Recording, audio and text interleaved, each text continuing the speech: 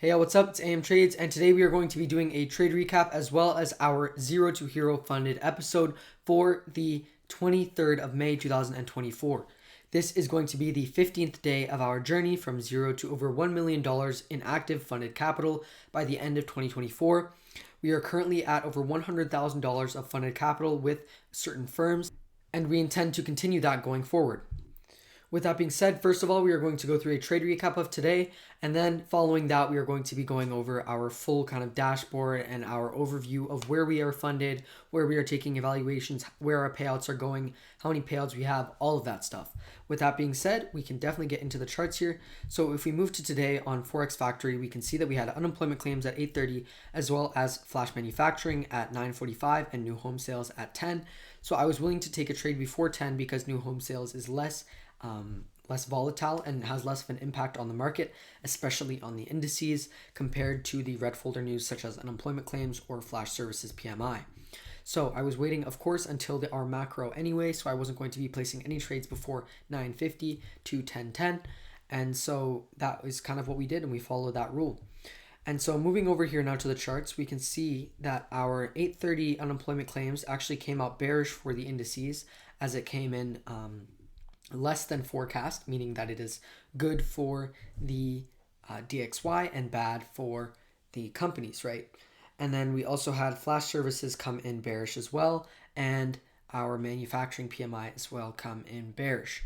So that kind of implied that we were going to see our manipulation move down. And so I was looking on a higher time frame. Keep in mind that it is Thursday and we were still rallying, so I was expecting to see high of the week come in this week, and it is likely going to be this high. So we are not going to revisit this until the end of the week, just based on basic drawn liquidity. So if we look here on the hourly chart at around market open, we can see that market open, we saw a big dump. This was likely due to the amount of news that we had, and we were also coming to rebalance our new daily opening gap, which is a massive draw on liquidity and something that we used in today's trades. So what we ended up doing is moving down on the 15-minute right at market open, and we can see that we did end up having a long trade here for 2.5R that ended up hitting. And what we did is we traded down very aggressively into new daily opening gap. We tapped into it, and then we saw a reaction to the upside. I wanted to catch that reaction as I wanted to see us rebalance price all the way up to the 0.5 level of this range, which never ended up hitting, but we did end up hitting a partial take profit here. Our entry criteria was off of this 1 minute fair value gap that I knew was going to hold strong due to this area being an SMT.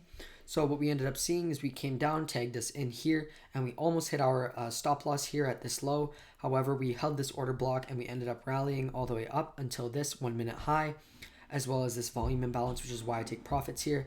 And I actually ended up taking profits pretty much at the tick of the high here before getting stopped out at break even again. After this, we saw price come back down, fully fill in our new daily opening gap, and then we were just chopping around for a while. In PM session, there was a great setup to the downside, as we did have a SMT as well as bearish order flow, so we could have caught this entire move down, and I will explain why we took the longs here. On the 5-minute chart, we can see that we also came down right here back into our new daily opening gap. I wanted to see a reaction to the upside, again, to rebalance price action here and to come and take this liquidity. However, that never ended up happening. What I saw was on the 5-minute, we came and tapped back into new daily opening gap, and we were seeing a shift in order flow. So I was looking for kind of a inverse for value gap on the 1 minute, as well as a fair value gap to help us confirm that.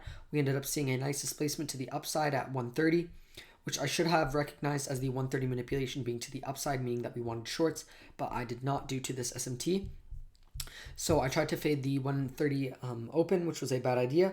We ended up coming here and tagging us in here with our stops below the SMT low, protected by this also 1 minute for value gap. And then we were going to take profits at the equilibrium as well as the full rate of those relative equal highs. We ended up getting stopped out at negative 1% for that, leaving us at around 0.25% on the day. With that being said, we ended up seeing a massive sell-off into previous day's low, where we also had equal lows right here on the NASDAQ, which is where my drawn liquidity should have been, as we were bearish for the day, and even on the higher time frames we were looking to the downside. See, we had these relative equal lows that ended up getting swept, as well as this range, which we kind of tapped back into to fill more fully. So with that being said, those are our two trades for today. Friday is likely to be quite a bad price action day. If we look at news, we can see, oh, maybe it won't be so bad. We have consumer sentiment at 10 a.m., which means that we are not going to be trading before 10 a.m. and giving price a little bit of time to kind of figure out what it wants to do.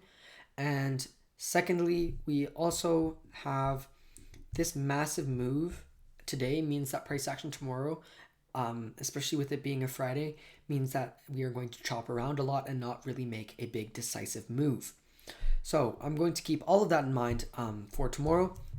And then right now we are going to kind of shift into our overview for the week, the month, and where we are standing in our kind of progress towards that 1 million in funded goal. We currently have a couple of evaluations open, and they are currently in drawdown of around 3% across the board. This is because this week we had quite a bad trading week. We ended up losing, I think, 2%. And then carrying over from last week, our massive gains were all only taken on one account, which is our live funded account with 1-of-1 funding. We have a payout on the way as well with that. And because of their DX trade bug and issues, they have not had their processing times be very good. It is currently sitting at 1 to 2 weeks, and I submitted my payout request on the 16th of May 2023. So it's been exactly 1 week since that has been submitted. So I'm hoping to hear back. Everything is fine in terms of stuff on their end. I've received confirmation and everything like that. All of our stuff is set up for the reception of the funds, and we are just waiting for them on their end. So yeah, with that being said, we are going to continue trading our evaluations, and as soon as that payout hits, we can start trading the evaluations more aggressively.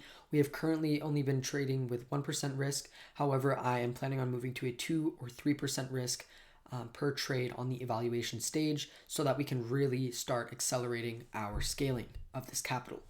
With that being said, I really appreciate you guys for watching, and I'll see you tomorrow. See ya.